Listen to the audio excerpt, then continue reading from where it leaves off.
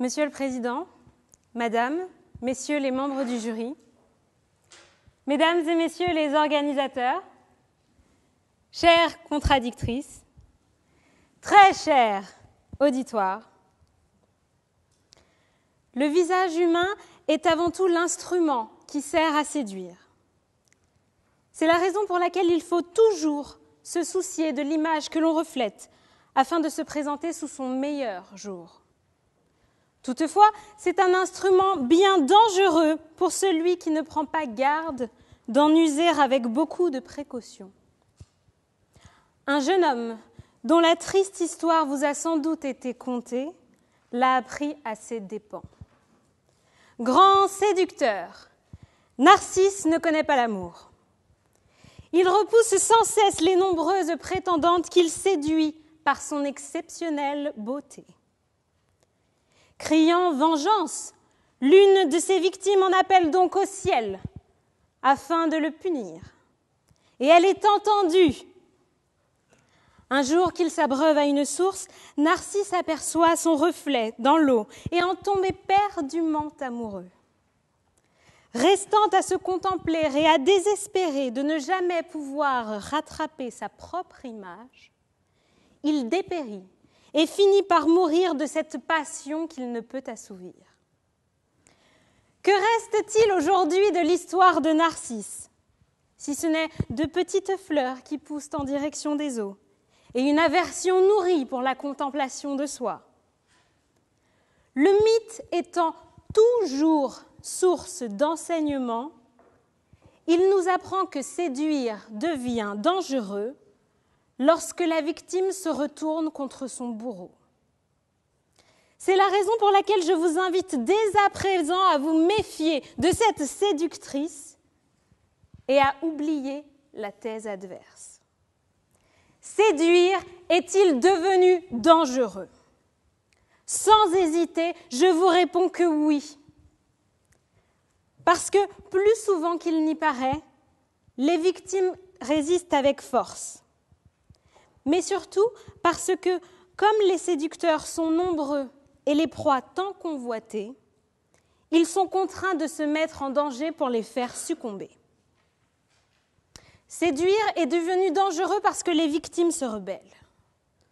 Autrefois, le beau rôle revenait à l'homme qui séduisait le cœur des femmes pour s'attirer leur faveur. Le séducteur était la figure masculine glorifiée dans la littérature, dont les conquêtes se comptaient par centaines et qui ne laissait rien d'autre sur son passage que des cœurs brisés. Sacha Guitry lui-même dénonçait les ravages que peut causer un être par la seule force de sa séduction. Quel pouvoir détenait celui qui pouvait faire chavirer les cœurs?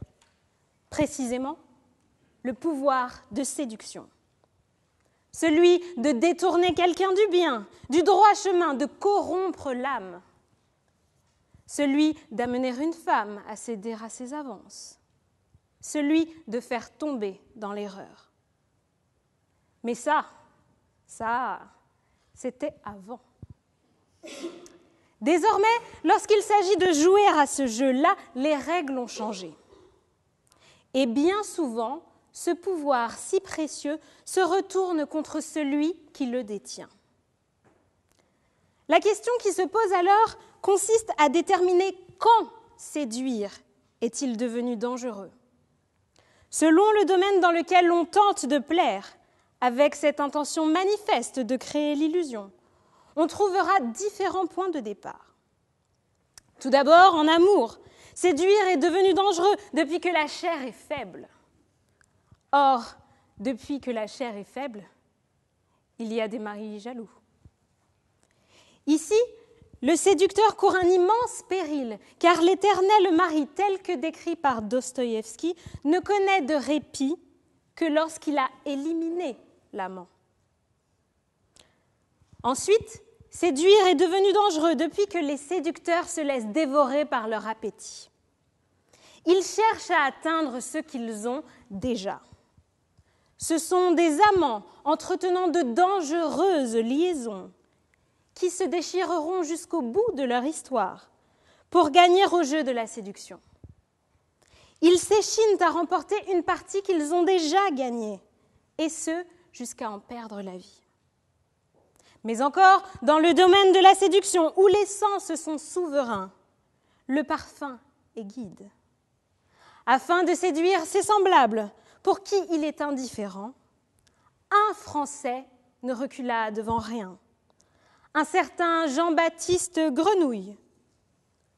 Pourtant, incapable de trouver son parfum et donc de plaire à son prochain, c'est une triste fin que lui réserve sa quête insatisfaite. Enfin et surtout, charmé est devenu dangereux depuis que de proies désemparées, nous sommes devenus des victimes aguerries. Car nous prenons le soin de nous protéger nous-mêmes contre ces prédateurs. Prenez l'exemple du premier des séducteurs, le serpent. Pour avoir réussi à tromper la première femme, le vil animal fut condamné à ramper à ses pieds et à être pourchassé par le fruit de sa descendance. De même, n'oublions pas de célèbres tentatrices, les sirènes. Les harpons des marins furent à jamais dirigés vers les eaux pour punir celles au champ duquel leurs aînés avaient succombé.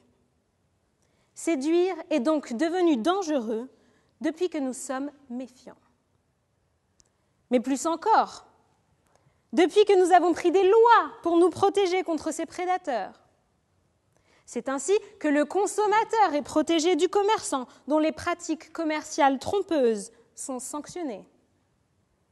Ou encore, que le droit pénal reconnaît l'infraction de harcèlement sexuel pour sanctionner le collaborateur trop pressé de voir céder sa collègue à ses assauts.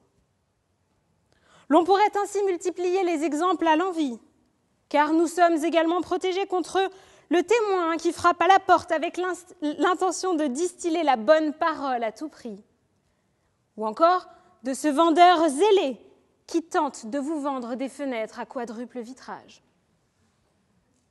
Ne devrait-on pas se réjouir de l'existence de ces lois qui mettent en péril la volonté de séduire d'un individu mal intentionné ? Alors, pourquoi, en amour comme en affaires, se livrer au jeu de la séduction ? Parce que, précisément, c'est dans le danger que réside tout le plaisir du séducteur. Et celui-ci est démultiplié avec le nombre exponentiel des concurrents en lice. Séduire est devenu dangereux depuis que nous évoluons dans un environnement compétitif. Il s'agit de l'environnement concurrentiel des affaires. Et même en amour, le marché florissant des rencontres n'a jamais été aussi florissant compte tenu du nombre de célibataires en France. Dès lors que nous sommes dans ce milieu compétitif, séduire est devenu dangereux car nous nous mettons sur le devant de la scène et prenons le risque d'être écartés au profit d'un autre, plus séduisant. Quel est ici le danger encouru ? Il ne s'agit pas d'un péril physique, mais d'un petit danger pour notre immense ego. C'est le cas du séducteur de base, type métropolitain ou café du coin, qui accoste sa nouvelle cible au détour d'une station ou d'une pression. Celui-ci prend le risque que sa belle soit la cible d'une dizaine d'autres dans la journée. Et avant même d'avoir eu le temps de l'enchanter, il risque d'être éconduit d'un claquement de talons. Le grand distributeur est le champion toutes catégories confondues et le plus téméraire des séducteurs. Désireux de conquérir de nouvelles parts de marché, il recourt à une arme de séduction massive, la publicité. Et il prend également un risque, celui d'user de la publicité comparative pour se distinguer parmi la masse de ses concurrents. Osez alors dire à Michel-Édouard Leclerc, par plusieurs fois condamné pour ses campagnes publicitaires, que séduire n'est pas devenu dangereux. Gide disait que les séductions de la chair sont moins distrayantes que celles du cœur et de l'esprit. C'est sans doute la raison pour laquelle le domaine dans lequel séduire est devenu le plus dangereux est celui de la politique. Car tout le monde manipule tout le monde, et c'est ce qui rend la politique passionnante et dangereuse à la fois, disait Kreisky. L'exemple le plus intéressant est assurément celui des élections présidentielles. Peu risquées politiquement au début de la Ve République, au vu du petit nombre de candidats en lice, elles deviennent en ce début de millénaire fort risquées. Souvenez-vous, pas moins de 10 candidats se sont présentés au dernier scrutin présidentiel. Et en 2007, ils étaient même 12. Ici, l'expression de « jeu démocratique » prend donc tout son sens.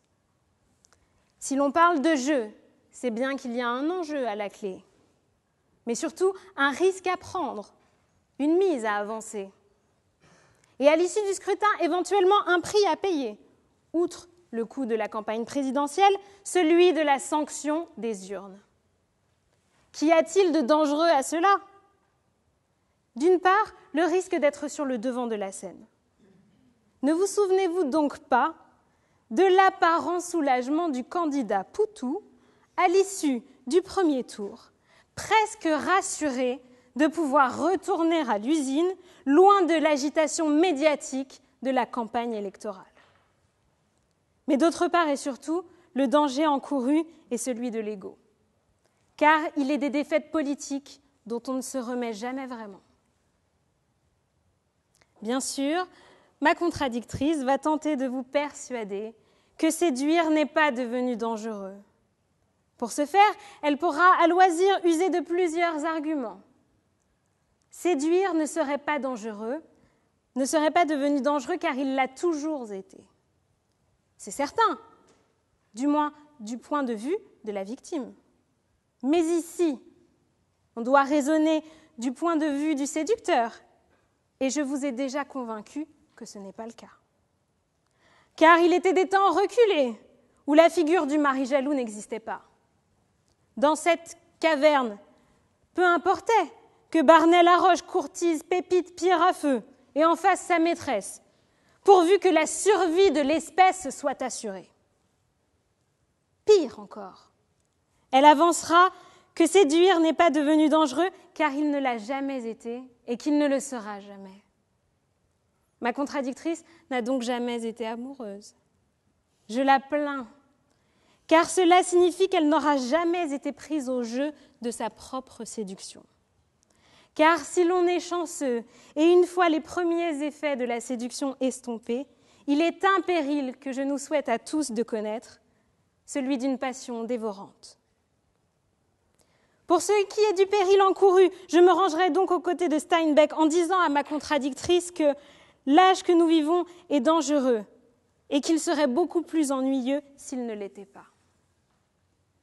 Alors réjouissons-nous que séduire soit devenu dangereux.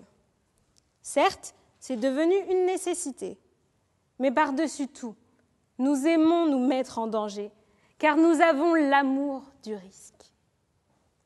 Et après tout, quel est l'intérêt de séduire, si ce n'est celui de jouer et donc de risquer de perdre ?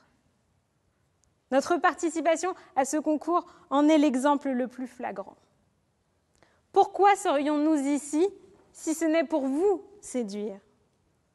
Nous nous livrons à un jeu dangereux, devenu un exercice encore plus périlleux depuis que le concours de plaidoirie suscite un tel engouement, et donc que le nombre de personnes dans l'assistance a sensiblement augmenté. Pire encore, depuis que nos profils s'affichent aux 4 coins de la faculté, jetés en pâture aux yeux du tout venant.